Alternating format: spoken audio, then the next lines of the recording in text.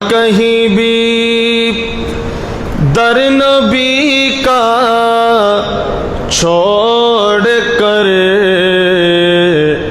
मुझको कूजे मुस्तफ़ा की चाह करी अच्छी लगी अल्लाहुम्मा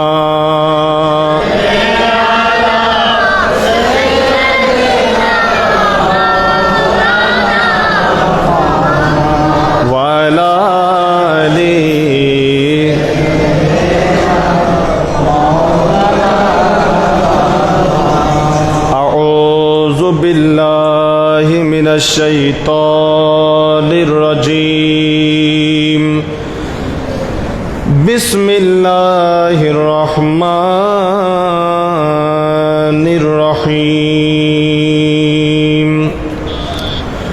कुल ला अस्अलुकुम अलैहि अजरा इल्लल मवद्दता फिल कुर्बा सदक़ल्लाहु मौलानाल अज़ीम वसदक़ रसूलुहुन नबियुल हबीबुल करीम वनहनु अला ज़ालिका लमिनश शाहिदीन वशाकिरीन वल्हम्दुलिल्लाहि रब्बिल आलमीन रब्बि सल्लि व सल्लिम व बारिक अलैहि। उपस्थित ঐতিহ্যবাহী বেলোয়ারদিঘি শাহী জামে মসজিদের সম্মানিত মুসল্লি ভাইয়েরা, রহিমানি ওয়া রহিমাকুমুল্লাহ, আসসালামু আলাইকুম ওয়া রাহমাতুল্লাহি ওয়া বারাকাতুহু। মহান রব্বুল আলামিনের দরবারে অসংখ্য অগণিত বেশুমার শুকরিয়ার সাজদা আদায় করছি যে মহান রব্বুল আলামিন আজকের এই বরকতময় রজনী শাহাদতে কারবালার মাহফিলে আসার বসার সুযোগ দান করেছেন। সবাই মহব্বতের আওয়াজে বলি আলহামদুলিল্লাহ।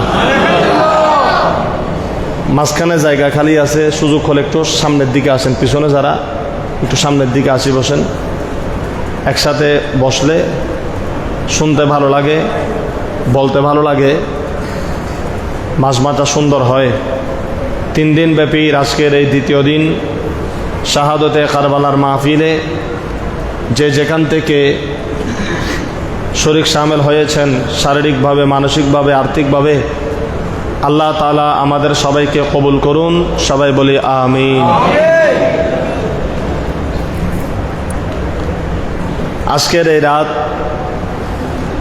আহলে বাইতে রসুল জিকির তাজকারার মধ্য দিয়ে কেটেছেন। ইমাম হোসেন রাদিয়াল্লাহু তাআলা আনহু ওনার পরিবার গোটা রাত নামাজ ইবাদত বন্দেগীর মধ্যে দিয়ে অতিবাহিত করেছেন। 10 মুহররমুল হারাম শুক্রবার ফজরের নামাজের পর থেকে ময়দানে কারবালার মধ্যে ইসলামের জন্য তারা নিজেদেরকে কুরবানি দিয়েছেন। সবাই বলুন সুবহানাল্লাহ। আপনারা সবাই জানেন কারবালার এই মাহফিল মুসলমানদের হৃদয়ের, আত্মার, অন্তরের মাহফিল। যার ভিতরে নবী পরিবারের মহব্বত আছে নিঃসন্দেহে সেই ইমানদার। যার ভিতরে নবীর পরিবারের মহব্বত নাই তার ইমানের মধ্যে কমতি আছে, তার ইমানের মধ্যে ঘাটতি আছে। তার ইমান অবশ্যই মজবুত করার জন্য আহলে বাইত রসুলের মহব্বতকে অন্তরে জায়গা দিতে হবে। এটা ছাড়া আর বিকল্প কোনো রাস্তা নাই। জুড়ে বলুন সুবহানাল্লাহ। এখানে হাদিস শরীফ আহলে বাইতে রসুল সাল্লাল্লাহু আলাইহি ওয়াসাল্লামা ওনাদেরকে ঘৃণা করলে কি হবে? কারবালার মাহফিল চলতেছে, একজন আরেকজনকে বললেন, রাস্তার মধ্যে একজনে বেটকি মারি বলল, দূর হদিন কি মাহফিল, সাথে সাথে ইমান চলে যাবে। জোরে বলুন নাউজুবিল্লাহ।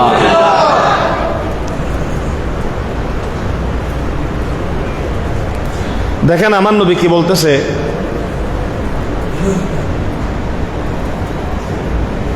ইমাম হাকিম মুস্তাদরাক কিতাবের মধ্যে 3য় খণ্ড পৃষ্ঠা নম্বর 114 হাদিস নম্বর 4755 ইমাম হাকিম যে মুস্তাদরাক কিতাবে হাদিসের কিতাবের কথা বলতেছি, পৃথিবীর এমন কোনো মুহাদ্দিস নাই যে এই হাদিসের কিতাবকে স্বীকৃতি দেয় না।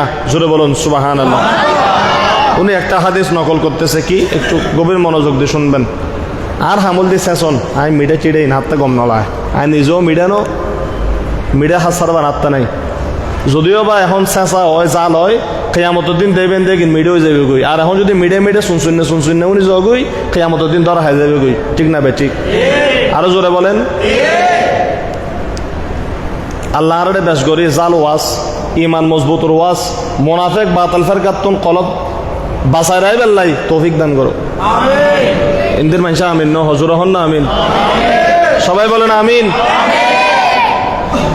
আমার রাসূল হাদিসে পাকে ইরশাদ করতেছেন, ওয়ার ইবনে আব্বাস রাদিয়াল্লাহু তাআলা হযরতে আব্দুল্লাহ ইবনে আব্বাস রাদিয়াল্লাহু তাআলা আনহুমা থেকে বর্ণিত আন্না রাসূলুল্লাহ, সবাই বলেন সাল্লাল্লাহু আলাইহি ওয়াসাল্লাম, রাসূল পাক ইরশাদ করতেছেন, ফালাউ আন্না রাজুলান, কোন ব্যক্তি যদি সফানা বাইনা রুকনে ওয়াল মাকাম, খানে কাবার ভিতরে হাজার আসওয়াদ থেকে উত্তর পাশে যেটাকে মাকাম বলা হয় রুকনে ইয়ামানি অথবা মাকামে ইব্রাহিম, যেটা ইব্রাহিম আলাইহিস সালামের কদমের ছাপ আছে, সেখান থেকে হাজার আসওয়াদ পর্যন্ত মাঝখানে সামান্য জায়গা। যারা হজ করতে গেছেন দেখছেন, দেখেন কি দেখেন নাই? যেখানে গোটা বাইতুল্লাহ শরীফের অসংখ্য ফজিলত, ওই ফজিলত মঞ্জিত জায়গার যেখানে এক কোনায় পড়লে অহরহ রহমত বর্ষিত হয়। আর যে মাকাম ইব্রাহিম থেকে হাজার আসওয়াদের মধ্যে কেউ যদি পড়ে রব্বানা আতিনা ফিদ দুনিয়া হাসানা ওয়া ফিল আখিরাতি হাসানা ওয়া কিনা আযাবান নার, পাহাড় পরিমাণ জীবনের গুনাহ মাফ হয়ে যাবে। বলুন সুবহানাল্লাহ। পাহাড় পরিমাণ গুনাহ থাকলে কি হয়ে যাবে? আল্লাহ রাসূল বলতেছেন, ওই জায়গার মধ্যে, ওই রোকনের মধ্যে হাজার আসওয়াদ ইব্রাহিম আলাইহিস সালামের কদমের মাঝখানে কোন ব্যক্তি যদি এতেকাফ করে, এতে তুমি বাইরে তো এতে মনে মনে আর গুজি দেখি আয় শুধু এই বই কম দেয় কিনলে বেশ করে রহমত ফাইবেল্লাই। সুবহানাল্লাহ। আমার রাসূল বলেন, কোন ব্যক্তি যদি কাবা শরীফের হেরামের মধ্যে বাইতুল্লাহর পাশে রুকনে হাজার আসওয়াদ মাকাম ইব্রাহিমের মাঝখানে যদি বসে থাকে, সেখানে যদি ইবাদত করে, ফাসাল্লা ওয়া সামা, সেখানে কাইবা শরীফের গিলাফ দেখে দেখে নামাজ পড়ে, শুধু নামাজই নয় দিনের বেলায় রোজাও রাখে। সুবহানাল্লাহ। দিনের বেলায় রোজাও রাখে, নামাজও পড়ে। কোথায়? কাবা শরীফের সামনে। কোথায়? কাবা শরীফের সামনে। আমার নবী বলতেছেন, সুম্মা লাকিয়াল্লাহ, ওই কাবা শরীফের মধ্যে যদি তার মৃত্যু হয়, মুরগি কিতে কিতে নামাজ পড়তে পড়তে রোজা রাখতে রাখতে মালাকুল মউত এসে রুটা নিয়ে গেছে, তাহলে বোঝা যায় বড় আফজল, বড় ফজিলতের মৃত্যু, যে কাবার মধ্যে মৃত্যু হওয়ার জন্য মানুষ বাংলাদেশ থেকে আশা করে যায়। জুড়ে বলুন সুবহানাল্লাহ। আমার রাসূল বলতেছেন, কোন একজন ব্যক্তি তুমি কাবা শরীফের মধ্যে অবস্থান করেছো, দিনের বেলায় রোজা রেখেছো, 5 ওয়াক্ত নামাজ কাবা শরীফের গিলাফ দেখে দেখে পড়েছো, কিন্তু শোনো, সুম্মা লাকিয়াল্লাহ ওয়া হুয়া মুবজিদুন লিআহলি বাইতে মুহাম্মাদিন দাখালান নার। আমার নবী বলতেছেন, কাবা শরীফের গিলাফ দেখে নামাজ পড়েছো, দিনের বেলায় রোজা রেখেছো, কিন্তু তোমার অন্তরের মধ্যে আমার হাসান হুসাইনের মোহাব্বত নাই, আমার আলী ফাতেমার মোহাব্বত নাই, আমি নবীর পরিবারের ভালোবাসা নাই। আমার কথা না, আমাদের সেক্রেটারির কথা না, আমার মতো মৌলবীর কথা না, বিশ্বের কোনো হাজি গাজী মুহাদ্দিস মুফাসসিরের কথা না, জবানে রাসূল নবীর কথা মানে আল্লাহর কথা। জোরে বলেন সুবহানাল্লাহ। আমার সরকারে দু আলম এলান করে দিলেন, উম্মত সাবধান, শোনো শোনো, সারা জীবন ইবাদত করেছো, নিজের বড় জামে মসজিদ নয় বাইতুল্লাহর মধ্যে গিয়ে কাবা শরীফের গিলাফ দেখে দেখে সাজদা দিয়েছ, দিনের বেলায় রোজা রেখেছ, কিন্তু আমার হুসাইনের প্রতি তোমার বিদ্বেষ আছে, আমার হুসাইনকে তোমার ভালো লাগে না, কারবালার কথা শুনলে তোমার মোহাব্বত লাগে না, কারবালার ওয়াজের কথা শুনলে শিরিকের ফতোয়া দাও, বেদাতের ফতোয়া দাও, হাসান হুসাইন নাম নিয়ে তুচ্ছ তাচ্ছিল্য করো, মিম্বারে মেহরাবে আমি নবী পরিবারের আলী ফাতেমা হাসান হুসাইনের কথা শুনলে, ওয়াজ শুনলে তুমি মসজিদ থেকে দৌড় দিয়ে পালিয়ে যাও, হাসান হুসাইনের কথা শুনলে তোমার বেজাল লাগে, শিরিক আর বেদাত মনে হয়। নবী বলতেছেন ওই ধরনের বিদ্বেষ নিয়ে ঘৃণা যদি তোমার অন্তরের মধ্যে থাকে, শোনো শোনো, যদিও কাবা শরীফের সামনে তুমি নামাজ পড়ো, দিনের বেলায় রোজা রাখো, আমি রসুল বলে দিলাম শোনো, দাখলান নারা, নিঃসন্দেহে তোমার ওই নামাজ তোমার ওই রোজা কোনো কাজে আসবে না, ওই নামাজ রোজা সহ আল্লাহ তোমাকে জাহান্নামের মধ্যে ঢুকাইয়ে দিবে, যেহেতু তোমার কলবের মধ্যে আমার পরিবার আমার হাসান হুসাইনের মোহাব্বত নাই। জোরে বলেন নাউজুবিল্লাহ।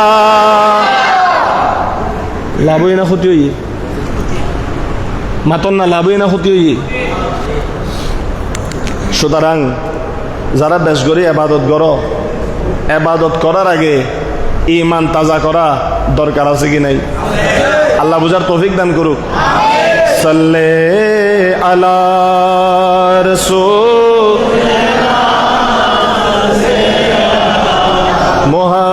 মুহাম্মাদিন সাল্লে আলা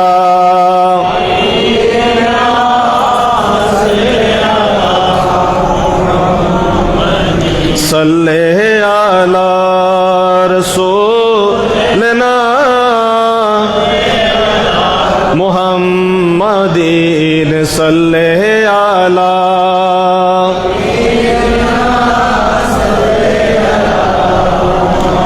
उनकी वलायत तमाम फर्श से ताब अर्श है,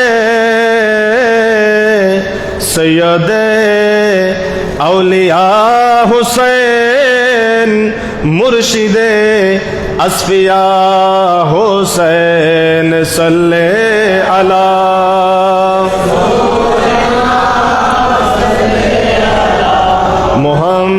मुहम्मदीन सल्ले अला।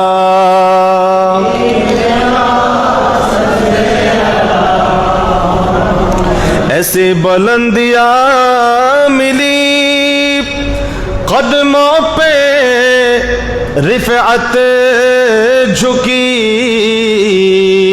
আল্লাহু আকবার। ইমাম হুসাইন যেদিন শাহাদত বরণ করেছেন, আসমানে ফেরেশতারা কান্না করেছে। সুবহানাল্লাহ সুবহানাল্লাহ। লাইন করেন না ফারিদ্দি আর মুসল্লি অল হলি গুছ হয়ে যাবে কই। আল্লাহ হেদায়েত দান করুক। আমিন। সুবহানাল্লাহ জালি হয়ে গেছে তোমরা। সুবহানাল্লাহ হও না, এই হন মানে আর বেজ্জত। এই রাতে দিনে জিলেবি খাবাই, বিরিয়ানি খাবাই, অনরার এদিকে মানুষ খাবার দেয়, মহব্বত ঘর দেয়, অনরা খাবাই তালাই গুণ দেয়। হন টাইমত সুবহানাল্লাহ বাইর হইব, হন টাইমত নাউজুবিল্লাহ বাইর হইব, হন টাইমত তকবীর মারি দম পড়িব। ইন বুজন দরকার আছে না নাই? আছে। কেলাসিন বুজন দরকার আছে না নাই? আছে। আসমানের ফেরেশতারা ইমাম হুসাইন যখন শাহাদত বরণ করেছেন কান্না করেছে।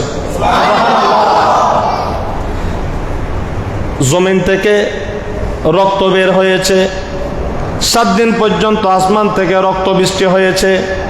ফুরাত নদীর জোয়ার বাতা বন্ধ ছিল, মানুষ যেখানে গাছ কর্তন করেছে সেখান থেকে রক্ত বের হয়েছে। 7 দিন পর্যন্ত সূর্য দেখা যায়নি, চন্দ্র সূর্য গ্রহণ লেগেছে। তাদেরকে জিজ্ঞাসা করি তোমরা কেন এমন করলে? তারা বলে আমাদের ভিতরে অত মোহাব্বত আছে, আওলাদে রাসূল হুসাইনের মোহাব্বতে আমরা নিজেরাও শোক পালন করেছি। জোরে বলুন সুবহানাল্লাহ। এজন্য এই কথাটা আশেক বলতেছেন, ইমাম হুসাইন শুধু জমিনের মধ্যে বাচ্চা নয়, ওনার জিকির আসমানের মধ্যেও বুলন্দ। জোরে বলেন সুবহানাল্লাহ। ऐसी बुलंदियाँ मिली इज्जत कदमों पे रिफ़अत झुकी, करबला की खाक पर। सुबहान अल्लाह। करबो बला की खाक पर सजदे पे जब झुका हुसैन सल्ले आला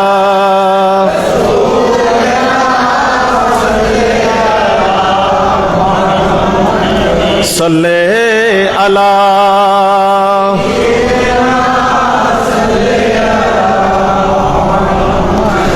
अपनी जुबां हुजूर ने उनको चुशाई बार बार अपनी जुबां हुजूर ने उनको चुशाई बार बार फीके लुआब मुस्तफा फीके लुआब मुस्तफा बन गया क्या से क्या हुसैन सल्ले अला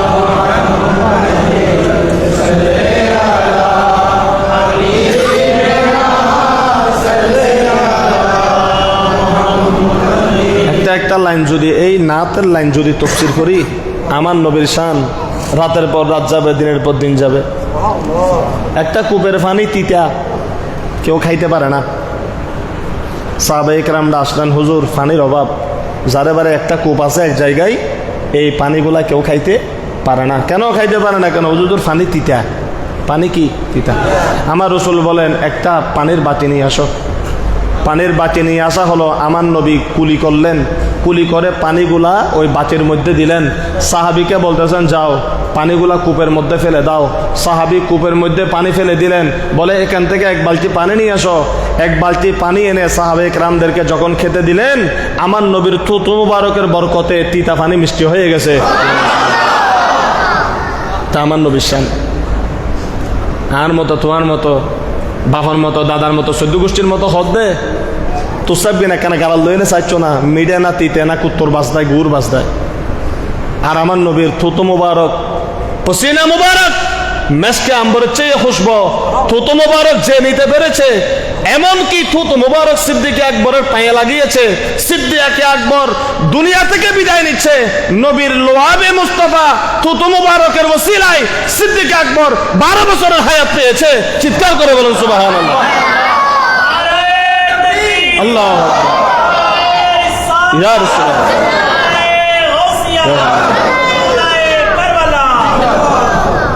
আমার গৌসে পাক আব্দুল কাদের জিলানী ওনাকে পীর মুরিদ হওয়ার আগে একজন আল্লাহর বড় ওলি ডেকে বলতেছেন হুজুর আপনি যদি একটু ওয়াজ ও নসিহত করতেন এটা সবার জন্য ভালো হইতো মানুষ এলমে দিন শিকার একটা সুযোগ পাইতো সুবহানাল্লাহ গৌসে পাক বলে আমার বাড়ি হয়েছে ইরাকে আমার আরবিতে তো আমি কথা বলতে পারি না আমার ভাষা তো আরবি আমার আসে না আমি কিভাবে মানুষদেরকে দাওয়াত দিব জোরে বলেন সুবহানাল্লাহ এটা চিন্তা করতে করতে তিনি ঘুমিয়ে গেছেন গৌসে পাক আব্দুল কাদের জিলানী আমাদের তরিকতের শেখ আমরা সবাই তরিকায়ে কাদেরি ঠিক না ভাই ঠিক হাত তুলে দেখেন আমাদের তরিকা কি আমাদের তরিকা কি জোরে বলেন আমাদের তরিকা কি কাদেরি এলামান এটা বহুত মানুষ আছে বুড়ো বুড়ো এইবে তরিকার জীবনত হইতো না পারে আজি যে কাদেরি আত্মরিবের লগে লগে মদিনা শরীফের মধ্যে একটা সার্টিফিকেট অনরার নাম হয়ে গিয়ে গৌসে পাক বলতেছেন বেলওয়ার দিকে শাহী জামে মসজিদে আমি গৌসে পাকের তরিকতের উপর তারা যে আছে ইয়া রাসূলুল্লাহ তারা মুখে স্বীকৃতি দিয়ে দিয়েছে আমার গৌসে পাক কবুল করে নিয়েছে জোরে বলেন সুবহানাল্লাহ গৌসিয়া কমিটি বাংলাদেশ এই তরিকায়ে কাদেরিয়ার খেদমত করে যাচ্ছেন শাহিন শাহ শ্রীকোট হুজুর গৌসুল আজম মেজবান্ডারি এরা সবাই একই সুরে গাতা আমরা হলাম তরিকায়ে কাদেরি জোরে বলেন সুবহানাল্লাহ আজিজো জব করো তৈয়ার চুকো মেরে জানাজে কো সুবহানাল্লাহ আশিকে রাসূল মরে দে কদমে কদমে খবর আছে সুবহানাল্লাহ লিখতেছেন আমি যখন মরে যাব আমার কবর যখন তৈরি করবে আমার শরীরের মধ্যে যখন কাফন দিবে শোনো আজিজ जब करो तैयार चुको मेरे जनाजे को, तो कफन पर लिख देना नाम वाला गौ से, तो कफन पर लिख देना नाम वाला गौ से, खुदा की फजलों से हम पर है साया गौ से, हमें दोनों जहां में है सहारा गौ से। आमीन বলেন সবাই। গৌসে পাক ঘুমাইলেন। আমার রাসূল গৌসে পাক আব্দুল কাদের জিলানীর হুজরা মুবারকের মধ্যে তশরিফ নিয়ে আসলেন, সাথে মাওলা আলী শেরে খোদাকে নিয়ে আসলেন, সিদ্দিক আকবর ওমর আল ফারুককে নিয়ে আসলেন। জোরে বলেন সুবহানাল্লাহ।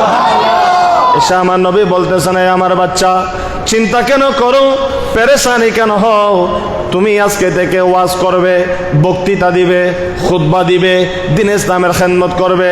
গৌসে পাক বলেন, ইয়া রাসূলুল্লাহ, আমি তো অনর্গল বাংলা কথা জানলেও আমার বলার জন্য মুখ যখন খুলি আমার জড়তা লাগে। আমার রাসূল পাক বলতেছেন, এই আব্দুল কাদের জবান খোলো। গৌসে পাক আব্দুল কাদের জিলানী মুখ খুললেন। আমার রাসূল পাক গৌসে পাকের জিহ্বার মধ্যে 3 ফোঁটা থুতু মোবারক দান করলেন। জোরে বলুন সুবহান।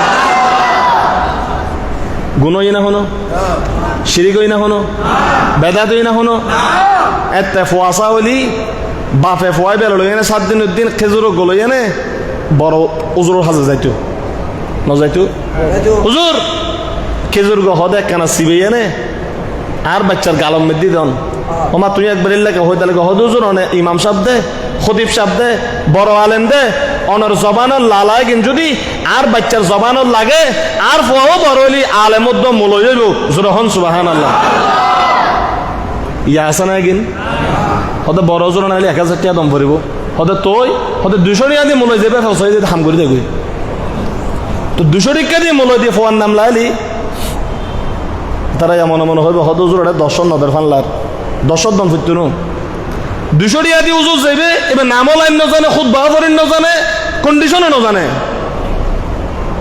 পয়সা কেন বেশি খরচ হলিও আরেক কেন যদি বেশি টিয়া তা গাড়ি এক কালে দূরে যাবে গই হনক বুজুর্গ বড় জয়িদ আলেম দি অজ্ঞ কেজুর সাবাইয়ে নে ফুয়ার গালত যদি বিসমিল্লাহ করে দিত তার নাম রাহিবের সমত নিঃসন্দেহে ওই লালা মুবারকের ওসিলায় আপনার সন্তান আলেম হবে, হাফেজ হবে, নেককার হবে, মা বাবার ফরমাদার হবে, হাসান হুসাইনের মুহাব্বতকারী হবে, নবী প্রেমিক হবে, অলি প্রেমিক হবে। আপনি মরার পর আপনার কবরের পারে দাঁড়িয়ে ওই সন্তান আপনার জন্য কেঁদে কেঁদে দোয়া করবে। জোরে বলুন সুবহানাল্লাহ। ঠিক না বেচি? বাসে বসে খাইও, বাসে খাইলে কি বালা, বাসে খাইলে কি হাজিরিনে কেরাম। হুজুর গৌসে পাক আব্দুল কাদের জিলানীকে নবী 3 ফোঁটা থুতু মুবারক দিলেন। মাওলা আলী শেরে খোদা সামনের দিকে গেলেন, মাওলা আলী শেরে খোদা দিলেন 2 ফোঁটা। আর নবী হদ্দা আর কেনা বাড়াই তো না হদুজন না এন বিয়া দুই হইব অন্য নবী 3 বার দিউন দে আই মাওলা আলী 3 বার দিতে তন্ন আই একবার দিবের পক্ষে ইও মাফা তোমার পক্ষতুন আরেকবারই দান করছিরি। পরের দিন গৌসে পাক আব্দুল কাদের জিলানীর জবান এত দরাজ হয়েছে, এত লুৎফা হয়েছে, এত বরকত হয়েছে। গৌসে পাক আব্দুল কাদের জিলানী বলে আমার মজলিসে 1 লাখের উপর মানুষ থাকতো, 50,000-এর উপর মুহাদ্দিস মুফাসসির থাকতো। আমি গৌসে পাকের মুখের কথা সামনের মানুষ যেরকম শুনতো, তখন মাইক ছিল না, পিছনের মানুষ সেভাবে আমি গৌসে পাকের কথা শুনতো। আমার রাসূল পাকের লালা মুবারক তুতু মুবারকের বরকত। জোরে বলুন সুবহানাল্লাহ। ঠিক না ভাই? ঠিক ঠিক না ভাই? ঠিক। ওই রাসূল পাক ইমাম হোসেনকে নবীর জিব্বা মুবারকটা লাগিয়ে দিয়ে ইমাম হোসেনের জিব্বা আমার রাসূল ইমাম হোসেনকে চুষাতেন। এই ইমাম হোসেন তোমার নানাজানের জিব্বাটা একটু চুষে নাও। আমার রাসূল পাক বেমিসাল যে ইমাম হাসান হোসেন নবীর জিব্বা মুবারক চুষেছে, নিঃসন্দেহে তিনি আরো বেশি বরকতওয়ালা হয়ে গেছে। জোরে বলেন সুবহানাল্লাহ। अपनी ज़बां हुजूर ने उनको चुसाई बार बार फीके लुआबे मुस्तफा बन गए क्या से क्या हुसैन सल्ले अला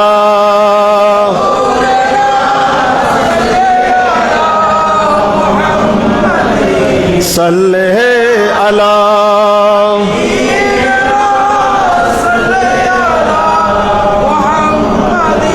बस কথা হলো হযরত আমিরে মুয়াবিয়া রাদিয়াল্লাহু তাআলা যখন দুনিয়া থেকে বিদায় নিলেন আমিরে মুয়াবিয়ার সন্তানকে নসিহত করেছেন বাবা এই মসনদ এটা আমাদের নয় সুবহানাল্লাহ এটা ইতিহাস এই 20 মিনিট একেবারে গোটা শরীরকে কান লাগিয়ে দেন ওয়াজ ন করেন ওনারা একজন লাড়ি সাড়ে সেদিন গুজ্জিরি কারবালার ওয়াজ শুরু করজুম দাইছো ইন লাড়ি সাড়ে সেদিন গুজ্জিরি আলহামদুলিল্লাহ বলুন আলী রাদিয়াল্লাহু তাআলা যখন ইন্তেকাল করলেন চতুর্দিকে সবাই মিলে সিদ্ধান্ত নিল এখন খেলাফতের দায়িত্ব সম্পূর্ণ ইমাম হাসানকে বুঝিয়ে দেওয়া হোক সুবহানাল্লাহ ওদিকে আমিরে মুয়াবিয়াকে কিছু মুনাফিক ইন্ধন দিচ্ছে আপনি কোনো মতে ক্ষমতা ছাড়বেন না আমিরে মুয়াবিয়া রাদিয়াল্লাহু তাআলা আনহু পরামর্শ করলেন যিনি দামেস্কে সেদিকে পরিচালনা করতেন মাওলা আলীর সাথে সন্ধির মাধ্যমে মাওলা আলী মক্কা মদিনা নিয়ে এটা চালাইতেন ওদিকে দামেস্ক থেকে সিরিয়া হয়ে এটা আমিরে মুয়াবিয়া নিয়ন্ত্রণ করতেন সুবহানাল্লাহ এখন মাওলা আলী দুনিয়া থেকে চলে গেছে তাহলে মাওলা আলীর এই জায়গা এই মসনদ এখন বসবে ইমাম হাসান নিয়ম অনুযায়ী খেলাফত অনুযায়ী সিদ্ধান্ত অনুযায়ী সুবহানাল্লাহ আমিরে মুয়াবিয়া রাদিয়াল্লাহু তাআলা আনহুকে যখন বলা হচ্ছে বিভিন্ন কথা আমিরে মুয়াবিয়া রাদিয়াল্লাহু তাআলা আনহু গভীরভাবে একটু নজর করলেন কিছু খাস মানুষদেরকে ডেকে বলতেছেন বিষয় কি করলে ভালো হয় ওনারা বলে দিলেন হুজুর ইমাম হাসান রাদিয়াল্লাহু তাআলা আনহুর দল নিয়ে যদি মক্কা মদিনা থেকে যদি আপনার সাথে যুদ্ধে লিপ্ত হয় আপনি যতই শক্তি প্রয়োগ করেন না কেন ইমাম হাসানের দলের সাথে আপনি পেরে উঠতে পারবেন না আপনার দ্বারা এটা সম্ভব হবে না সুতরাং যুদ্ধ ছাড়া যদি অন্য কিছু করা যায় সেটা চিন্তা করেন ইমাম হাসানের সাথে যুদ্ধ করে আপনি জীবনেও পারবেন না জোরে বলেন সুবহানাল্লাহ হযরতে ইমাম হাসান রাদিয়াল্লাহু তাআলা আনহু যখন এই কথাগুলা শুনতেছেন বড় কোনো দল নাই কিছু লোক নিয়ে আমিরে মুয়াবিয়ার দরবারে চলে গেলেন জোরে বলেন সুবহানাল্লাহ বিভিন্ন জন বিভিন্ন ধরনের গুঞ্জন দিচ্ছে বিভিন্ন কথা বলতেছে আমার রাসূল যখন ইমাম হাসান ছোট ছিলেন আমার নবী মিম্বারে বসে খুতবা দিচ্ছেন ইমাম হাসান যখন আসলেন আমার রাসূল ইমাম হাসানের দিকে চেয়ে আছেন দেখেন 30 বছর 40 বছর আগে ইমাম হাসান যখন 4 বছরের ছোট বাচ্চা ছিলেন আমার নবী ইমাম হাসানের দিকে তাকিয়ে বলতেছেন মসজিদে নববীতে কি বলেছেন আন আবি বাকরাতা ক্বালা রাআইতু রাসূলুল্লাহি সাল্লাল্লাহু আলাইহি ওয়াসাল্লামা আলাল মিম্বারে ওয়াল হাসান ইবনু আলী ইলা জানবিহি ওয়া হুয়া ইউকবিলু আলান নাসি মাররাতান ওয়া আলাইহি উখরা ওয়া ইয়াকুলু ইন্না ইবনি হাযা সাইয়্যিদুন ওয়া লাআল্লাল্লাহা আন ইউসলিহা বিহি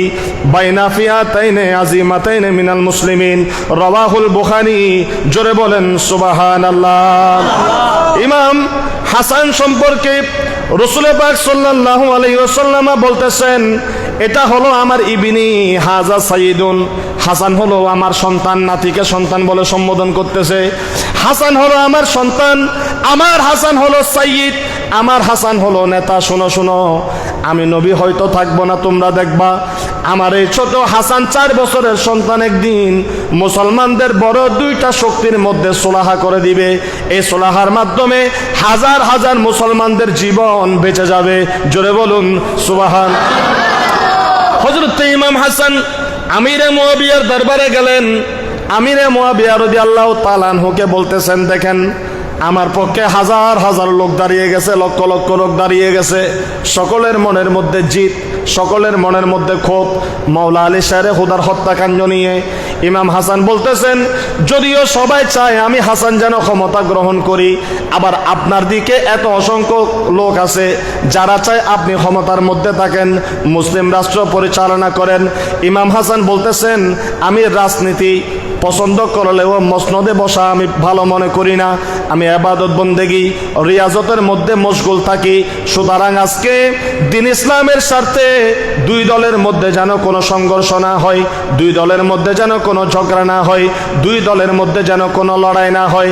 আমি হাসান ক্ষমতার চেয়ার ছেড়ে দিলাম, আপনি আমিরে মুয়াবিয়াকে সম্পূর্ণ দায়িত্ব দিয়ে দিলাম, আপনি এককভাবে গোটা মুসলিম জাহানের শাসক হয়ে আজকে থেকে মুসলিম রাষ্ট্র পরিচালিত করবেন। আমি হাসান আমার ক্ষমতা আপনার হাতে ন্যস্ত করে দিলাম। জোরে বলেন সুবহানাল্লাহ। তখন আমিরে মুয়াবিয়া রাদিয়াল্লাহু তাআলা আনহু ইয়াজিদের বাপ একটা কথা বলেছেন, এই ইমাম হাসান, আজকে তোমার এই সুলহের মাধ্যমে বড় দুইটা মুসলিম বাহিনী যুদ্ধ থেকে বিরতি পেয়ে গেল, তবে আমি কথা দিচ্ছি আমি যেদিন দুনিয়া থেকে চলে যাব সেদিন তোমার এই মসনদ তুমি বুঝে নিবে, তুমি যদি না নাও এই মসনদ ইমাম হুসাইনকে বুঝিয়ে দিবে। জোরে জোরে বলুন সুবহানাল্লাহ। তাহলে মসনদের মালিক কে, ইয়াজিদ নাকি হুসাইন? কার ফতোয়া মতে? আমিরে সুলহে হাসানের মতে মসনদের মালিক কে? ইমাম হুসাইন।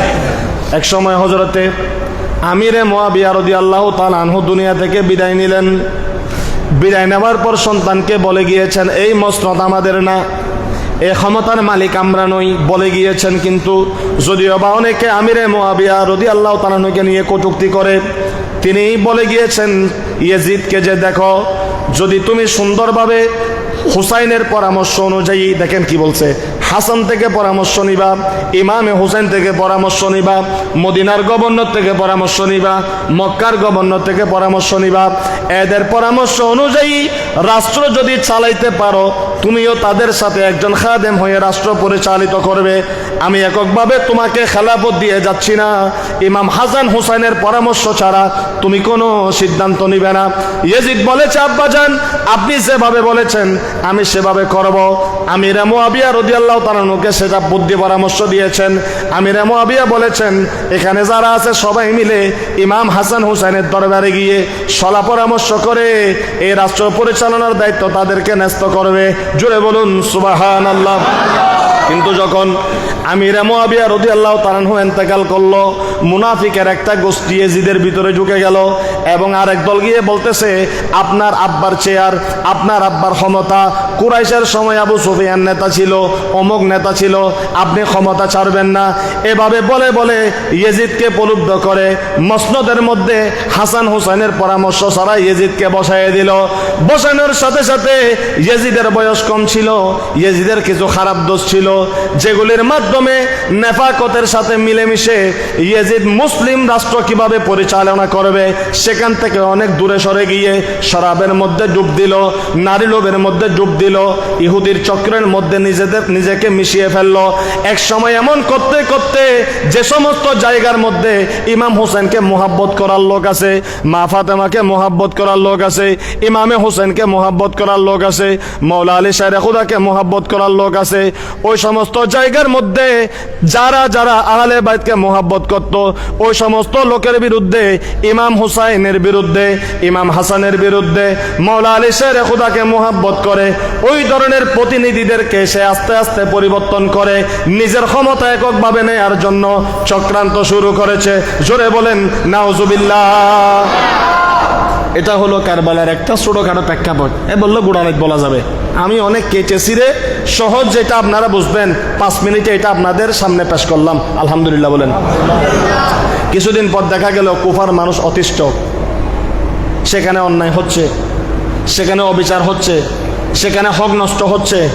এই অত্যাচার সহ্য করতে না পেরে একের পর এক ইমামে হুসাইনকে কিতাবের মধ্যে এসেছে প্রায় ১৫০০ চিঠি কুফাবাসী মদিনা শরীফের মধ্যে প্রেরণ করেছে। জোরে বলেন সুবহানাল্লাহ। সালাতুনিয়া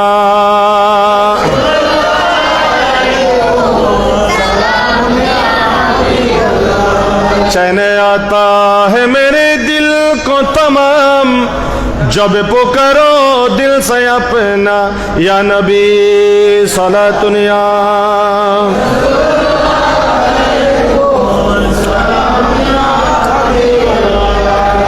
आपके फुरकत ने मारा या नबी दिल हुआ गम से दो पारा या नबी सलातुनिया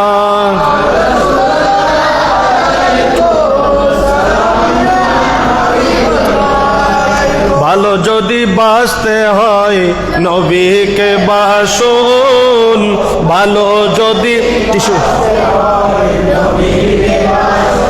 नबी तराने वाला नबी बचाने वाला नबी तराने नबी প্রাণের চেয়ে প্রিয় তাই নবীকে জানুন ভালো যদি বাঁচতে হয় নবীকে বাসুন ভালো যদি মৃত্যুর পর যখন তোমায় রাখবে কবরে আত্মীয় স্বজন যত সব যাবে চলে মৃত্যুর পর যখন তোমায় রাখবে কবরে আত্মীয় স্বজন যত সব যাবে আমার দয়াল নবী তশরিফ আনবে তোমার কবরে আমার দয়াল নবী তশরিফ আনবে আমার কবরে তাই আর রাসূলুল্লাহ বলে নবীকে ডাকুন ভালো যদি জোরে নবীকে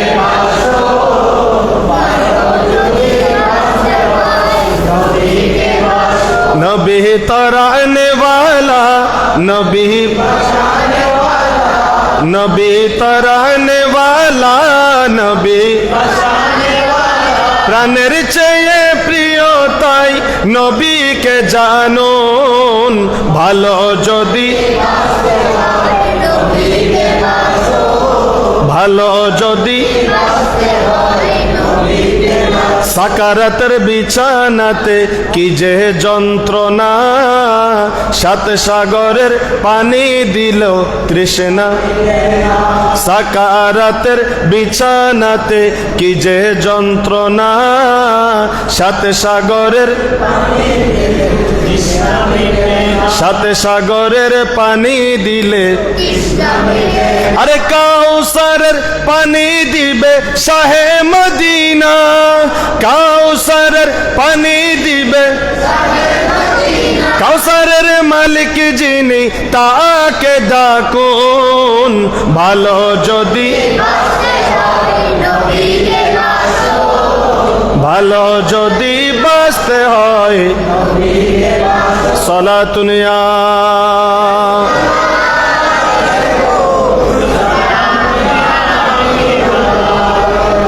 চিঠি দিছে কয় হাজার একের পর এক চিঠি ইমাম হোসেন পড়তেছেন কিছু বলেন না একদিন তিনি চিন্তা করলেন কুফাবাসী আজকে মুসলিম হয়েছে ইয়েজিদের অত্যাচার অনাচার ইসলাম থেকে রাষ্ট্রকে বিচ্ছিন্ন করে কোরআন সুন্নাহ থেকে বিচ্ছিন্ন করেছে ইসলামকে সর্বপ্রথম ইয়েজিদ জোরে বলেন নাউজুবিল্লাহ ইয়েজিদ কোরআন সুন্নাহ মতে রাষ্ট্র পরিচালনা করতেছে না এই খবর যখন ইমাম হুসাইনের দরবারে বারবার চিঠির মাধ্যমে আসতেছে ইমাম হুসাইন আর বসে থাকতে পারলেন না চিন্তা করলেন আমরা হলাম হকের উপর আহলে বাইতে রাসূল আজকে ওই জালেম যে মজলুম যারা মজলুম হলো যারা নির্যাতিত হলো ওই মজলুমদেরকে যদি সাহায্য না করি সহযোগিতা না করি কালকে কিয়ামতের ময়দানে আমার নানা জানকে আমি কি জবাব দিব এটা শুনে কুফাবাসীর অবস্থা পর্যবেক্ষণ করার জন্য ইমাম হুসাইন ওনার চাচাতো ভাই মুসলিম বিন আকিলকে পাঠিয়ে দিলেন বললেন কুফাবাসীর অবস্থা দেখো তারা কি সত্যি বলতেছে নাকি মিথ্যা বলতেছে চিঠির সাথে তাদের অবস্থা পর্যবেক্ষণ করে আমি হুসেনকে একখানা চিঠি লিখবে আমি যদি তোমার লেখা হাতের চিঠি পাই আমি ইমাম হুসাইন পরিবার নিয়ে ওই কুফার দিকে রওনা করব সেখানে গিয়ে ইয়েজিদের সাথে সুলহ করে যেভাবে মুসলমানরা শান্তিতে থাকতে পারে আমি হুসাইন সে ব্যবস্থা করে দিব জোরে বলেন সুবহানাল্লাহ ভালো বললেন না খারাপ বললেন শেয়ারের জন্য যাইতে চাইছেন নাকি মানুষদেরকে সুলহ শান্তির জন্য যেতে চেয়েছেন মুসলিম বিন আকিল তার দুইটা সন্তান, ছোট ছোট দুইটা সন্তান, একজনের নাম ইব্রাহিম, আরেকজনের নাম কি? এই দুইটা ছোট ছোট 10 বছরের ছেলেকে নিয়ে মুসলিম বিন আকিল ঘোড়ার উপর বসে কুফার দিকে রওনা হলেন। জোরে বলেন সুবহানাল্লাহ। আপনাদের কি খারাপ লাগে? অসুবিধা লাগে? কিছুক্ষণ কি বলবো কথা? শোনার মন মানসিকতা আছে? আল্লাহ কবুল করুন। মারহাবা ইয়া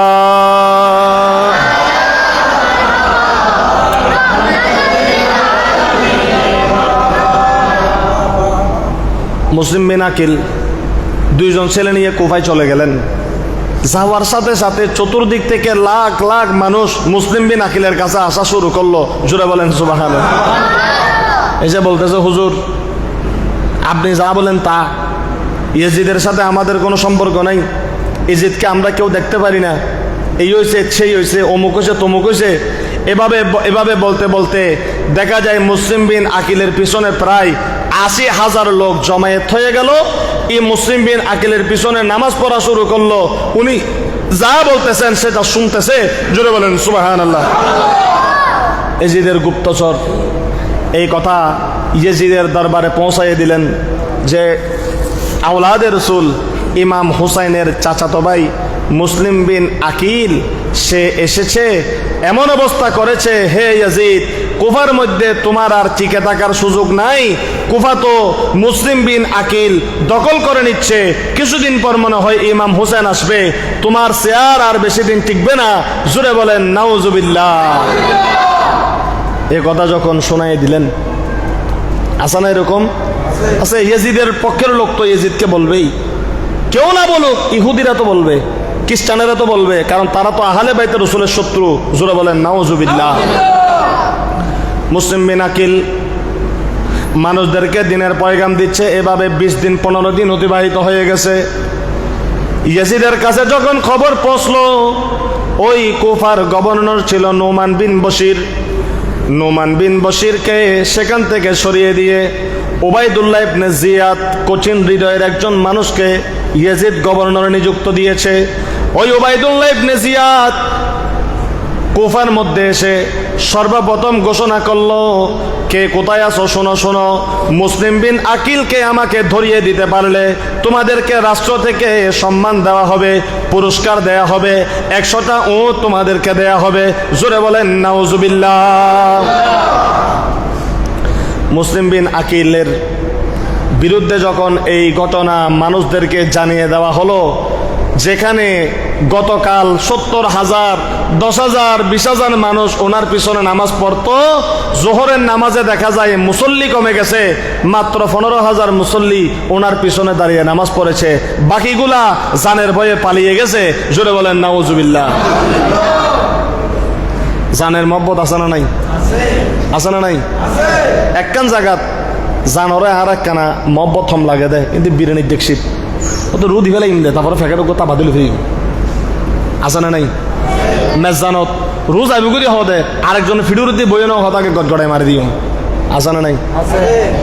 খানার মধ্যে খানার লাই রু কিলতাম যাই দি, খানা করতাম যাই দি, খানা যাড়ে নাই রোজ আবিগুলি মগরে যাইতাম না ওরা। ঠিক না বে? ঠিক। জান শোন, আসরের নামাজ আরো 5,000 কমে গেছে, 10,000। মাগরিবের নামাজ আরো 5,000 কমে গেছে। এশারের নামাজে শুধুমাত্র 100 জন মুসল্লি ছিল। ফজরে যখন মুসলিম বিন আকিল নামাজ পড়তেছে, পিছনে দেখে শুধুমাত্র 3 জন। জোরে বলেন নাউজুবিল্লাহ। হাজরিনে কেরাম, কুফাবাসী কি করছে? বেঈমানি করছে। কুফাবাসী কি করছে? অনেক লম্বা কথা, অনেক লম্বা কথা। মুসলিম বিন আকিল ওই নোমান বিন বশিরের নেতৃত্বে, নোমান বিন বশিরের অন্তরের মধ্যে আহলে বাইতের জন্য, ইমাম হুসাইনের জন্য মুহাব্বত ছিল। জোরে বলেন সুবহানাল্লাহ। তিনি তাকে গোপন একটা জায়গার মধ্যে একজনের কাছে রেখে দিলেন। বলে, খবরদার, নবী পরিবারের লোক, ইমাম হুসাইনের আমানত, মুসলিম বিন আকিলের যেন কোনো ক্ষতি না হয়, তোমরা একটু লক্ষ্য করবে, খেয়াল করবে। মুসলিম বিন আকিলকে গোপনে রাখলেন। মুসলিম বিন আকিলকে যখন খুঁজে পাওয়া যাচ্ছে না, উবাইদুল্লাহ ইবনে জিয়াদ নতুন করে ফোন দিয়ে আটলেন একজন লোককে। ওই নোমান বিন বশির যেই মসজিদে নামাজ পড়ে, ওই মসজিদের মধ্যে তাকে অন্য সুরত দিয়ে কিছু টাকা পয়সা দিয়ে সেখানে পাঠিয়ে দিলেন।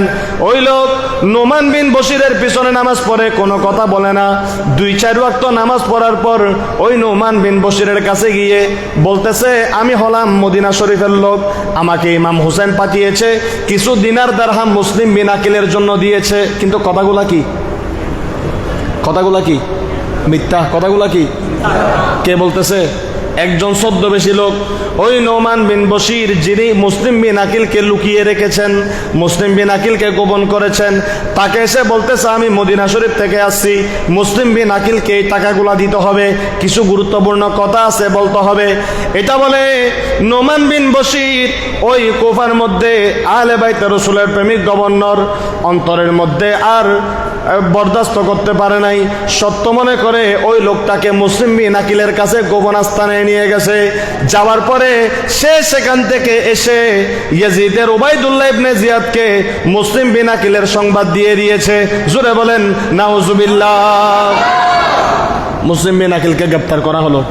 কিন্তু যেদিন ওনাকে গ্রেপ্তার করা হচ্ছে, তার আগেই এই লোকগুলা যখন নামাজ যেদিন থেকে ছুটতেছে, তার আগের দিন মুসলিম বিন আকিল ইমাম হুসেনকে চিঠি লিখলেন, আমি এখানে আসার পর দেখতেছি লক্ষ লক্ষ লোক আমার পিছনে নামাজ পড়তেছে, বায়াত হচ্ছে, আপনি আসেন, এদেরকে নিয়ে ইয়েজিদের বিরুদ্ধে একটু কথাবার্তা বলেন এবং এদেরকে যেভাবে শান্তি দেয়া যায় সেটা করেন।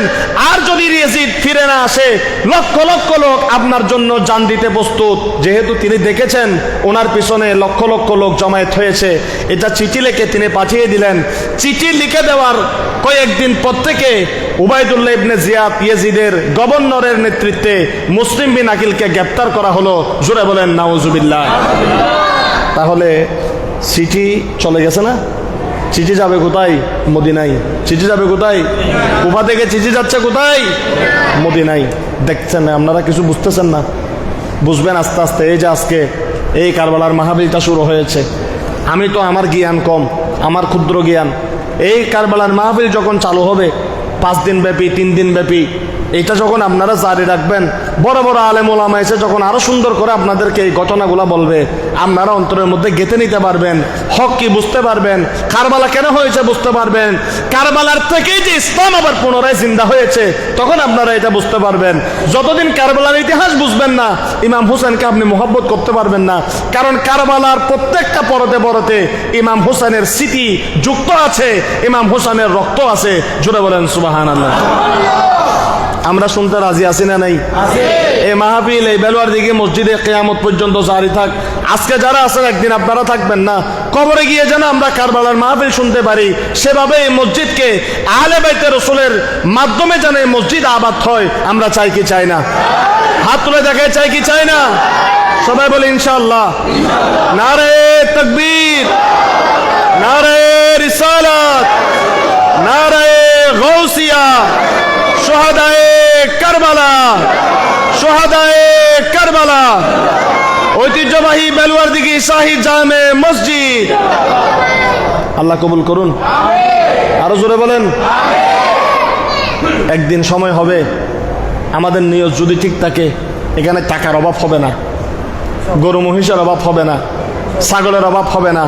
হয়তো আমাদের মধ্যে দুর্বলতা আছে, এই ছেলেগুলা যেদিন একদিন বড় হবে, আমার এই যুবক ভাইগুলা যেদিন একদিন বুড়া হবে, বড় হবে, ক্ষমতা আসবে তাদের হাতে, আমি বিশ্বাস করি ইনশাআল্লাহ এই বেলুয়ারদিঘি শাহী জামে মসজিদে রেকর্ড করে আজিমুসান ভাবে কারবালার মাহফিল হবে। ঈমান হারা লোক আসলে ঈমান নসিব হবে, বাতিল আসলে হকের উপর চলে আসবে। অন্তরে যত বাতুলতা নেফাকত আছে, কারবালার মাহফিলের মাধ্যমে ধুয়ে মুছে পরিপক্ক নবীর প্রেমের সুবাস নিয়ে এই বেলুয়ারদিঘি মসজিদ থেকে একদিন আশিকে রাসূলের মিলন মেলার মিছিল বের হবে। এই দোয়া আল্লাহর দরবারে করি, আল্লাহ যেন কবুল করেন। সবাই বলি আমিন। এগুলা হলো আমাদের নাজাতের ওসিলা। নামাজ পড়েছেন, দোয়া করেছেন, গ্যারেন্টি নাই কবুল হয়েছে কিনা। কিন্তু নবীর পরিবারের জিকির আল্লাহ বলেন এটা আমি রেখে দেই না, সাথে সাথে কবুল করে ফেলি। জোরে বলেন সুবহানাল্লাহ। নুমান বিন বশির দেখতেছেন মুসলিম বিন আকিলকে আর বাঁচানো গেল না।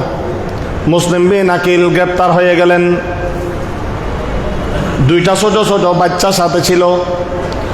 গভীর রজনীতে ওই দুইটা বাচ্চাকে জল্লাদের হাতে তুলে দেয়া হয়েছে। জল্লাদকে বলা হয়েছে এই দুইটা বাচ্চাকে কতল করে দাও।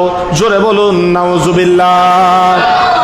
এই ছোট ছোট 10 বছরের দুইটা বাচ্চা গভীর রজনীতে জল্লাদের কারাগারে যখন বন্দী, ওই জল্লাদকে নোমান বিন বশিরের একজন লোক কিছু টাকা পয়সা দিয়ে বলে, ভাই তুমি একটা মিথ্যা কথা বলিও, আহলে বাইতে রসুলের মোহাব্বতে খেয়াল করো।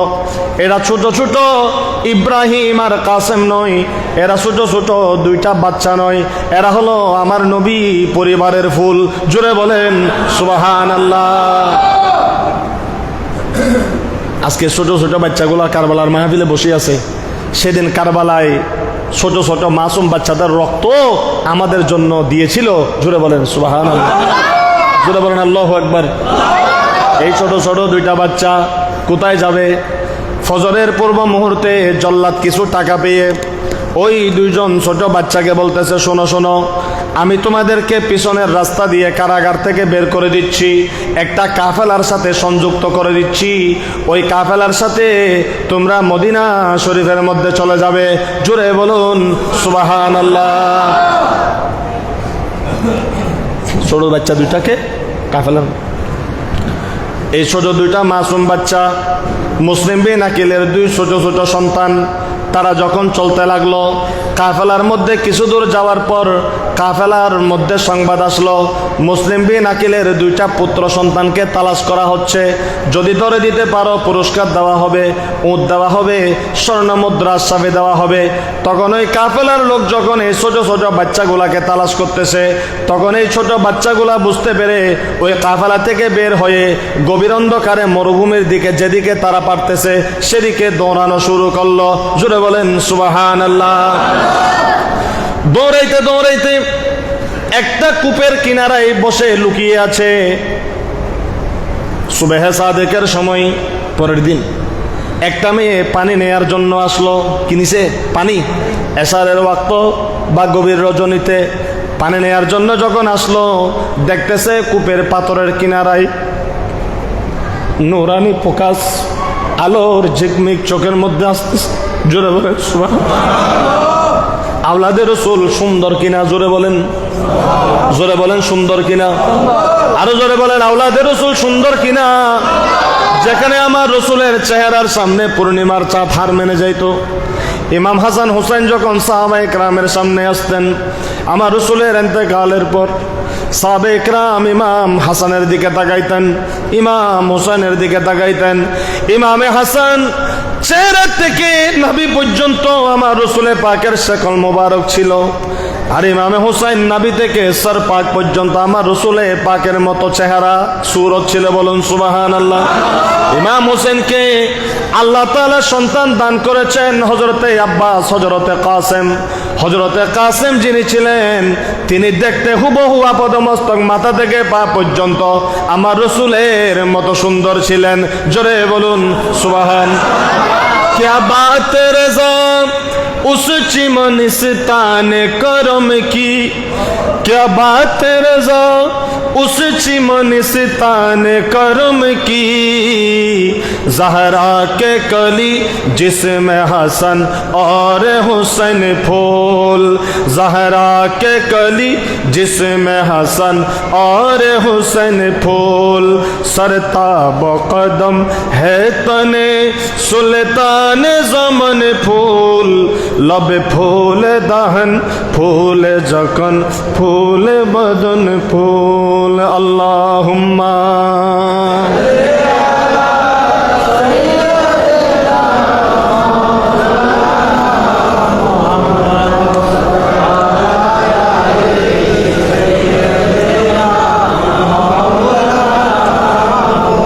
तेरी नस्ले पाक में है बच्चा बच्चा नूर का तेरी नस्ल पाक में है, बच्चा बच्चा नूर का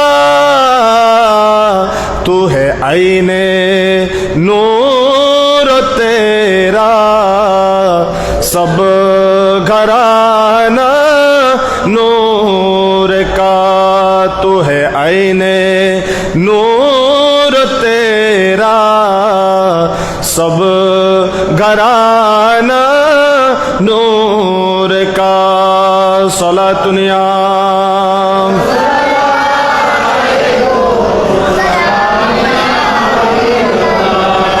मैं गदा तू बादशाह भर दे प्याला नूर का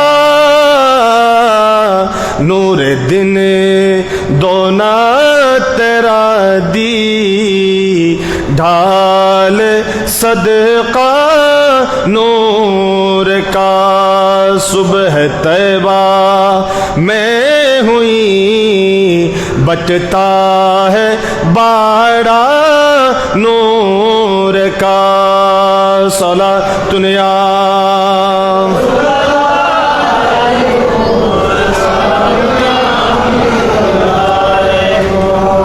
জোরে বলেন আলহামদুলিল্লাহ।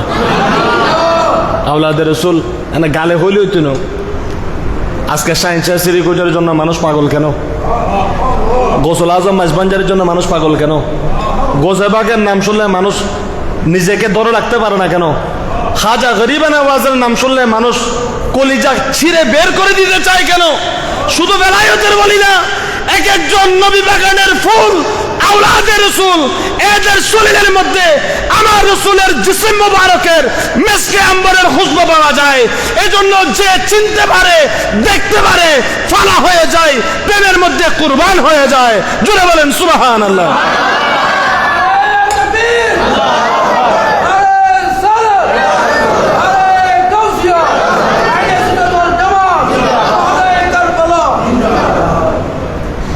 ওলি চিনেন নবাদের আওলাদ রসুল নতুন চিনি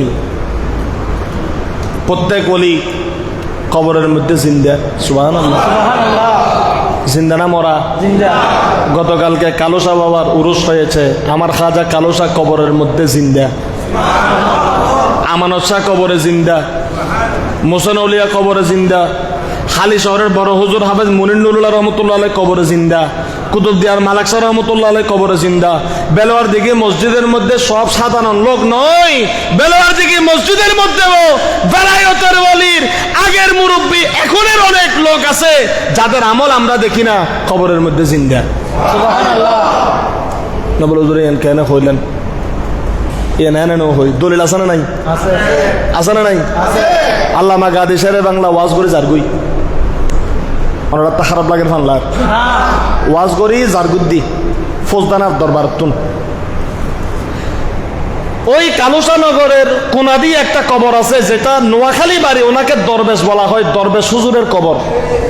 ওগো মাই দান গুজি দে অবাজান হদ আর হদে দরবেশ বাজিরে যদি আর জাগার নদজ মাই হদায় বিষ খাইম আর বাজানরে আর জাগার মধ্যে আয় দলিল দিলে হিদির এটা খবর দে। সুবহানাল্লাহ।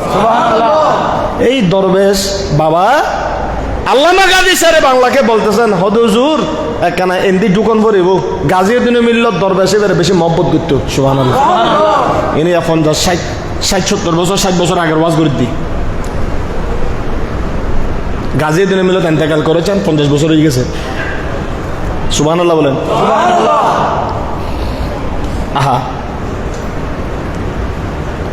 গেছে ও দরবেশ আর এটা কিল্লাই নদে হদু জোর এমনি মানুষ আনির নপারে হদমা মানুষ হদ একটা জঙ্গল দেখা যায় তোর জঙ্গল বিদুর গাজর হদু জঙ্গল ন দুলো দিয়ে আড়ে মানুষ আনির নপারে মাই বল আনির নপারে ডিস্টার্ব হয়, গাড়ি টাড়ি চলির নপারে, অ্যাক্সিডেন্ট হয়।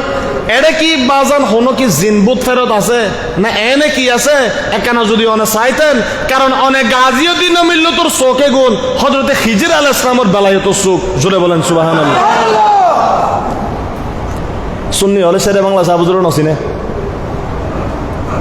খালি চলর গোস্ত অদ্দ গরুর গোস্ত নাক দিয়ে বুঝি না ইনসিনে দেখো কি বুঝছি চা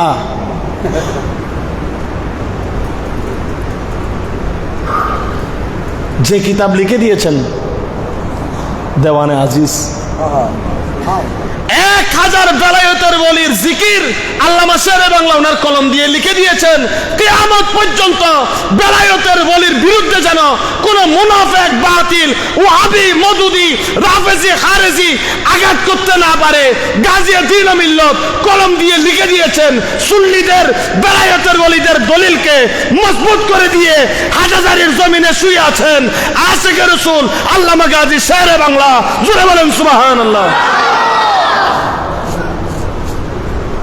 এই শেরে বাংলার উরুস আলী সুন্নি হলো তখবর না পায়। আল্লাহ বুঝিবের তৌফিক দান করুক। গেই শেরে বাংলা রহমতুল্লাহ আলাই, খাজা কালুসা রহমতুল্লাহ আলাইয়ের এই বেত বাগান জঙ্গলের ভিতরে ঢুকে তাড়াতাড়ি বলতেছেন, এই তোমরা সরে যাও, আমি গাজী দ্বীন ও মিল্লত এখানে 2 রাকাত নফল নামাজ পড়বো। আমার হুজুর গাজী দ্বীন ও মিল্লত শেরে বাংলা আল কাদের রহমতুল্লাহ আলাই নামাজ পড়লেন। 1 মিনিট 2 মিনিট নয়, আসতে চাইতেছেন না ওই জায়গার মধ্যে 8 ঘন্টা মতান্তরে 12 ঘন্টা চোখ বন্ধ করেছেন, মুরাকাবার মধ্যে পড়ে গেছেন। জোরে বলেন সুবহানাল্লাহ। বন মুরব্বিল হতে ফজরে কি ওদের চোখ খোলার দেয় একটা শুভে এসা দেখ লাইটর 12টা বাজে চোখ বন্ধ করে দিয়ে জাগাই এনে বেদি ধর করে হয় সুবহানাল্লাহ। চোখ খুললেন, মুস্কি হাসলেন, হেসে সবাইকে বলতেছেন, শুনো এই জায়গার মধ্যে কোনো ভূত নাই, ফেরত নাই, জিন নাই, হুজুর কি আছে? বলে শোনো শোনো, আজকে থেকে বহু বছর আগে 300 বছর 200 বছর 400 বছর একটা মেঘদার বললেন, ওই সময় এই জায়গার মধ্যে সীতাকুণ্ড যে পাহাড় দেখতেছ এই সমস্ত জায়গার মধ্যে আল্লাহর বেলায়েতরা সাধনা করেছেন, রিয়াজত করেছেন, ইবাদত করেছেন।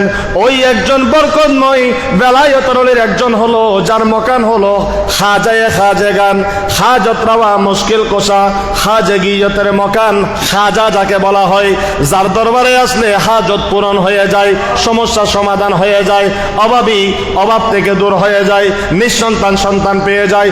আমার খাজা গরিবের আওয়াজকে আল্লাহ যে একটা মকান আমার রসুলের পক্ষ থেকে, আমার রসুল আল্লাহর পক্ষ থেকে দিয়ে এসেছেন, ওই মকানের একটা শরাফত কারামত আমার খাজা কালুসাকে আমার রসুলে পাক দান করেছে। জোরে বলেন সুবহানাল্লাহ। তোমরা আজকে থেকে এই জায়গাটাকে পরিষ্কার করো, এখানে একটা মসজিদ করো, এখানে এক সময় মাদ্রাসা হবে।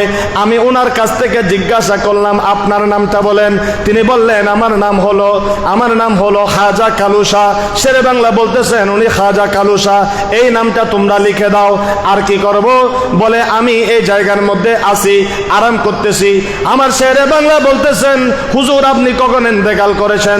বলে আমি শাহাদতে কারবালার মাসে, আমি আহলে বাইতে রসুলের প্রেমিক ছিলাম, হাসনাইনে কারিমাইনকে মোহাব্বত করতাম। আমার আল্লাহ সেজন্য ওই মাসে আমাকে কবুল করেছে। মুহররমের 8 তারিখে আমি দুনিয়া থেকে বিদায় নিয়েছি।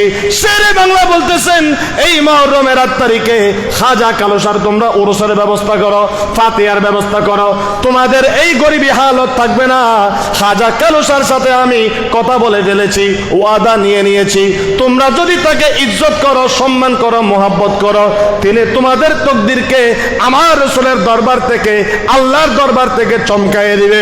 জোরে বলুন সুবহান। এন ফইসই দেন দিয়া ওনোর এক সময় মানুষে সালা বনো দিত ফিন্দি বেল্লাই আমি মিশো হতানো হর মানুষ ও নলগে এখন হতাও হইতো না হইতো বেড়া তুল তোরে 10 বার কিনে তাই তোলা মাতি ভাই টাইম আছে না। আর খাজা কালুসা বাজিরে ইজ্জত করতে করতে, মহব্বত করতে করতে, সম্মান করতে করতে গোড়া সলিমপুর গুলজার হয়ে গেছে, হাইওয়ে রোড, বাইপাস রোড, এমনকি চাং রোড পর্যন্ত মিরেশ্বরাই লাইনে গুলে গুলজার হয়েছে বেলায়েতের ওলির কদমের সদকায়। জোরে বলুন সুবহানাল্লাহ। এভাবে মোসেন আউলিয়া, বাবা সাহেব আমানত, যত বেলায়েতের ওলি আছে আমার শেরে বাংলা রহমতুল্লাহ আলাই গিয়েছেন, ওনাদের সাথে কথা বলেছেন, কলম দিয়ে লিখে দিয়েছেন। তিনি হলেন আল্লামা গাদি শেরে বাংলা। ও শেরে বাংলা কথা কেমনে বলেছেন হদা অবিয়াক কলরা জুনো বুঝত না ও জিন্দা যাই হতা হইতে জিরিয়েরি মরাইলি তো হতা হইন না বাইতাম অলিয়ল জিন্দা আই শেরে বাংলা জিন্দা মেরির উড়ে তাই এনে কবর জগতত হতা হই এনে তোর আল্লাহ নিয়ামত গোপন আছে দি এক এক গহিরের চোরা স্বর্ণ চোরা বেলায়ত চোরো আই শেরে বাংলা জাহের করি তোরারে কিয়ামত পর্যন্ত ফয়েজ নাই বেল্লাই সুযোগ করে দিয়ে দি জিতকার করে হ সুবহানাল্লাহ। ইতালা এরা শুননি হল মাঝে জিয়ারত করি ঠিক না ভাই ঠিক কারণ অলিয়ল খবরত কি জিন্দা না মরা সবাই জোরে বলেন জিন্দা না মরা যাদের ঈমান মরা তারা বলে অলি মরা যাদের ঈমান জিন্দা তারা বলে অলি জিন্দা জোরে বলেন সুবহানাল্লাহ। বাস আমি শেষ করতেছি কারবালার ওয়াজ আগামীকাল আমার হুজুর করবেন আমি ওদিকে হাত দিব না আমি 5 মিনিটে শেষ করতেছি। এই দুইটা বাচ্চা এদের চেহারা থেকে নূর বিচ্ছুরিত হচ্ছে। ওই মেয়ে যখন কলস নিয়ে পানি আনতে গেল ওই ছেলেগুলাকে ভিতর থেকে বের করলো বের করে বলতেছে উনি লিখতেছে আহা এত সুন্দর চেহারার সন্তান আমি জীবনে দেখি নাই যেহেতু আওলাদে রাসূল জোরে বলেন সুবহানাল্লাহ। আমি ছেলে দুইটাকে জিজ্ঞাসা করলাম কোত্থেকে আসতো সবকিছু জিজ্ঞাসা করলাম ঘরের মধ্যে নিলাম আলাদা একটা কামরার মধ্যে লুকিয়ে রাখলাম যেহেতু আমার স্বামী ছিল ফাসেক ফাজের ইজিদের লোক আমি ওই ছেলেগুলাকে লুকিয়ে রাখলাম। লুকিয়ে রাখার পর গভীর রাত্রে আমার স্বামী আসলো আমার স্বামীর চেহারা মলিন চেহারা পেরেছান জিজ্ঞাসা করলাম স্বামী চেহারা মলিন কেন বলে ওবাইদুল্লাহ ইবনে জিয়াদ ঘোষণা করেছে মুসলিম বিন আকিলের দুইটা ছেলে পালিয়ে গেছে এই দুইটাকে যদি ধরে দিতে পারি আমাকে বিশাল অঙ্কের একটা টাকা দিবে আমি ছেলেগুলাকে গোটা দিন তালাশ করেছি ছেলেগুলাকে পাচ্ছি না তুমি একটু দোয়া করো ফজর বেলা আমি আবার বের হব যদি এই ছেলেগুলাকে নিয়ে যাইতে পারি তোমার আমার তকদির পরিবর্তন হয়ে যাবে জোরে বলেন নাউজুবিল্লাহ। ঘুমাইছে স্বামী ঘুমাইছে আর মেয়ে কান লাগিয়ে আছে ওই ছেলেগুলা কখন ফজর হয় তাড়াতাড়ি কিভাবে তাদেরকে মদিনায় পাঠিয়ে দিবে এটা চিন্তা করতেছে জোরে বলেন সুবহানাল্লাহ। গভীর রাত হঠাৎ কানের মধ্যে ছোট বাচ্চার আওয়াজ শোনা যাচ্ছে সুবহানাল্লাহ। কিসের আওয়াজ?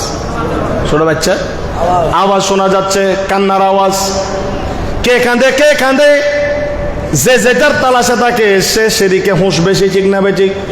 তার স্বামী লাফ দিয়ে উঠলো উঠে ওই কুড়ে ঘর যেটা আলাদা ঘর কামরা মুহূর্তের মধ্যে সেদিকে দৌড় দিল তালা ভেঙে ফেললো। ওই মেয়ে পায়ের মধ্যে পড়ে আছে তার স্বামীকে বলতেছে দুনিয়া কিছু টাকার লোভে তুমি জাহান্নাম কিনে নিও না এরা হলো নবী বাগানের ফুল আসো আমরা তাদেরকে একটু মদিনায় যাওয়ার সুযোগ করে দেই জোরে বলেন সুবহানাল্লাহ। সে পাচন্ড সেটা শুনলো না তার ছেলে আসলো বাবাকে বুঝাইতে পারলো না নিজের ছেলেকে কতল করেছে এই ছেলেগুলাকে নিয়ে যাওয়ার জন্য নিজের স্ত্রীকেও কতল করে দিল এই ছেলেগুলাকে নিয়ে যাওয়ার জন্য। মুহূর্তের মধ্যে ওই ছেলেগুলাকে নিয়ে যখন দরবারের দিকে রওনা হচ্ছে ছেলেগুলা যখন যেতে চাচ্ছে না একজন আরেকজনকে জড়িয়ে ধরে বলতেছে ভাইয়া আমরা যদি কান্না না করতাম আমাদেরকে ধরতে পারতো না। একজন ভাই আর একজন ভাইকে জড়িয়ে ধরে কাঁদে বলে ভাইয়া তুমি কাঁদলে কেন? বলে আমি গভীর রাতে যখন একটু চোখ বন্ধ করলাম আমি স্বপ্নের মধ্যে আমার আব্বাজান মুসলিম বিন আকিলকে দেখেছি জোরে বলেন সুবহানাল্লাহ। আমি দেখেছি আমার আব্বা আমার রাসূল পাক নানাজান মুহাম্মদুর রাসূলুল্লাহ সাল্লাল্লাহু আলাইহি ওয়াসাল্লামের দরবারে বসে আছে আর আমাদের জন্য নাস্তার ব্যবস্থা করতেছে বালাখানা বিছাচ্ছে। আমি আমার আব্বাকে জিজ্ঞাসা করলাম আব্বা তুমি এত সুন্দর বালাখানায় কেন? আমার আব্বা বলতেছে আমাকে তো শহীদ করে দেয়া হয়েছে আমাকে কষ্ট দিয়ে বলেন সুবহানাল্লাহ। সেই দুইটা মাসুম বাচ্চাকে কতল করে দেয়া হলো ইন্না লিল্লাহি ওয়া ইন্না ইলাইহি। এই কতল হওয়ার সময়ও কত হৃদয় বিদারক কথা। বড় ভাই ছোট ভাইকে বলে যে ভাইয়া আগে আমি আল্লাহর রাস্তায় শহীদ হয়ে যাই ইমামে হুসাইনের জন্য। বড় ভাই বলতেছে ভাই না আমি বড় আগে আমি আল্লাহর রাস্তায় যাই। তখন সে সিদ্ধান্ত নিল তোমাদের এত মোহাব্বত ঠিক আছে তোমরা দুজন একসাথে কূপের মধ্যে মাথা দাও দুটা সরকে একসাথে রেখে এক ছুরি দিয়ে ছোট ছোট কচি দুইটা সরকে দুই টুকরা করে দেয়া হয়েছে ইন্না লিল্লাহি ওয়া ইন্না ইলাইহি রাজিউন। আজকে কারবালার ওয়াজ এতটুকুন বলবো, হারাম খাইলে তো কারবালার ওয়াজ কলবে ঢুকবে না। হালাল খান, আমানতদারিতা রক্ষা করেন, পরহেজগারিতা রক্ষা করেন। এভাবে বলি, নিজেকে খাতাব করে বলি, আমরা আমানতদারিতা রক্ষা করি, পরহেজগারিতা অবলম্বন করি, সত্য কথা বলি, হক কথা বলি। কারবালার একমাত্র শিক্ষা, অন্যায়ের কাছে, হারামের কাছে, খেয়ানতের কাছে মাথা নত করবে না। ইমাম হোসেন বলতেছেন, জান দিয়ে দাও, মাল দিয়ে দাও, মিথ্যার সাথে আপোষ করবে না। আমি ইমাম হোসেন ইয়েজিদের সাথে সেদিন আপোষ করি নাই। ইয়েজিদ আমাকে বলেছে অর্ধ রাজ্য আপনাকে দিয়ে দিব, সুন্দরী রমণীটা আপনাকে বিয়ে দিব, আপনি একটু জবানটা বন্ধ রাখেন। ইমাম হোসেন বলে, আমি সেদিন জবান বন্ধ রাখি নাই। সরদাত নাদাত দস্তে দর দস্তে ইয়েজিদ হক্কা কি বেনায়ে লা ইলাহা ইল্লাল্লাহ আস্তে হোসেন। ইমাম হোসেন বলতেছেন, স্যার দিয়েছি, হাত দিয়ে সোলা আমি অন্যায়ের সাথে করি নাই। কিয়ামত পর্যন্ত তোমরা যারা আমি ইমাম হোসেনকে মোহাব্বত করবে, অন্যায় আবদার রক্ষা করবে না, খেয়ানতকে বরদাস্ত করবে না, মিথ্যাকে কোনোদিন প্রশ্রয় দিবে না, এই জিন্দেগি করে 20 বছরের জিন্দেগি যদি তোমরা কুরবানি দিতে পারো, আসো আমি ইমাম হোসেন হাউদে কাউসারের পানি নিয়ে তোমাদের জন্য অপেক্ষা করব। জোরে বলেন সুবহানাল্লাহ। যাক, এই সমস্যা জানি না কখন সমাধান হবে। কমপক্ষে ইসলামিক রাষ্ট্রের জন্য, সত্যের জন্য কিছু করতে না পারলেও ইমানের মার্কাজ ইমামে হোসেনকে যেন আমরা মোহাব্বত করতে পারি। আজকে টুপি পরে, জুব্বা পরে, দাড়ি মিম্বারের মধ্যে দাঁড়াই, কত মৌলানা দেখতেছি ইয়েজিদ রহমতুল্লাহ আলাই বলে, ইয়েজিদের উপর আল্লাহ রহমত দেয়, নাউজুবিল্লাহ। ইয়েজিদকে রহমতুল্লাহ আলাই বললে ইমাম হোসেনকে কি বলবেন? ইয়েজিদকে যদি রহমতুল্লাহ আলাই বলেন, ইমাম হোসেনকে কি বলবেন? রহমতুল্লাহ আলাই রাদিয়াল্লাহু তাআলা আনহু, এই খেতাব হলো আমার ইমামে হোসেনের। ইমামে হোসেনের বিরুদ্ধে যার অবস্থান, সে কোনদিন রহমতুল্লাহ আলাই হতে পারে না, সে লানাতুল্লাহ। ইয়েজিদকে যারা আজকে রহমতুল্লাহ আলাই বলে, তারা বেঈমান, তারা মুরতাদ, তারা কাফের, তাদের উপর খুদার লানত, নবীর লানত, সমস্ত আলে বাইতে রাসূলের লানত। যদিও বা কালিমা পড়ে, আল্লাহ বলে তোমার কালিমা আমার কোনো কাজে আসবে না, তুমি মুনাফিকের কাতারের মধ্যে ঢুকে গেছো। জোরে বলেন নাউজুবিল্লাহ। কেমনে ঢুকছে? ওয়াজ শুরু করার আগে হাদিস যেটা বলছি, কয় শুধু নামাজ না বাংলাদেশে, আরে কাবা শরীফে গিয়ে যদি গোটা দিন নামাজ পড়োস, রোজা রাখোস, আর আমার হোসেনকে যদি হক মনে না করোস, ইয়েজিদের মোহাব্বত যদি তোর অন্তরে থাকে, তোর ওই নামাজ, তোর ওই রোজা আমি আল্লাহর দরবারে কবুল হবে না। কথা বলেন ঠিক না বেঠিক? জোরে বলেন ঠিক না বেঠিক? আমরা হোসেনের পক্ষে আছি কি নাই? হাত তুলে দেখাই, হোসেনের পক্ষে আছি কি নাই? আল্লাহ কবুল করুন। ইয়া নবী সালাম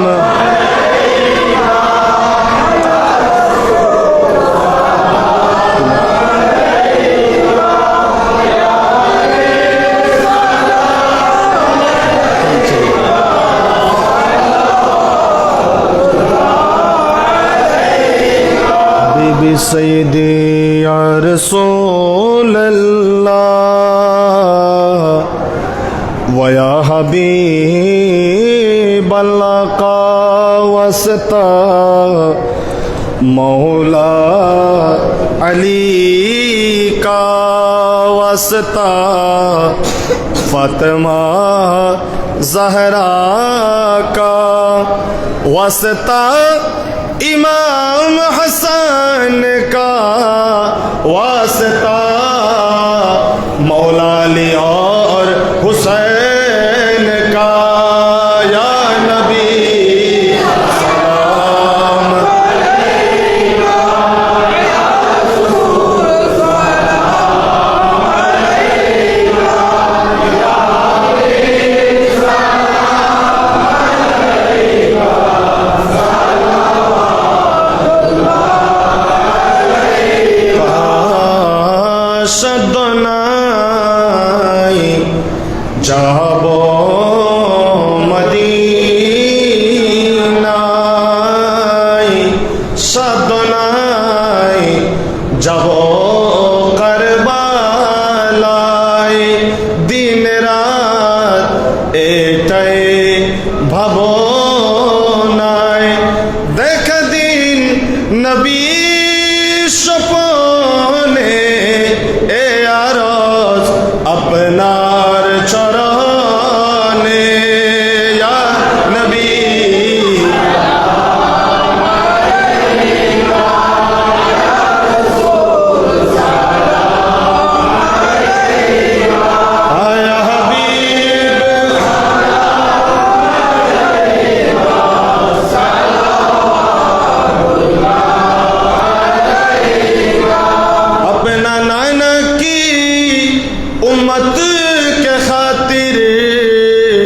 अपना सर को कटा, यानी वो हुसैन बिन आली मकाम शहीन शाह शहादत पहला।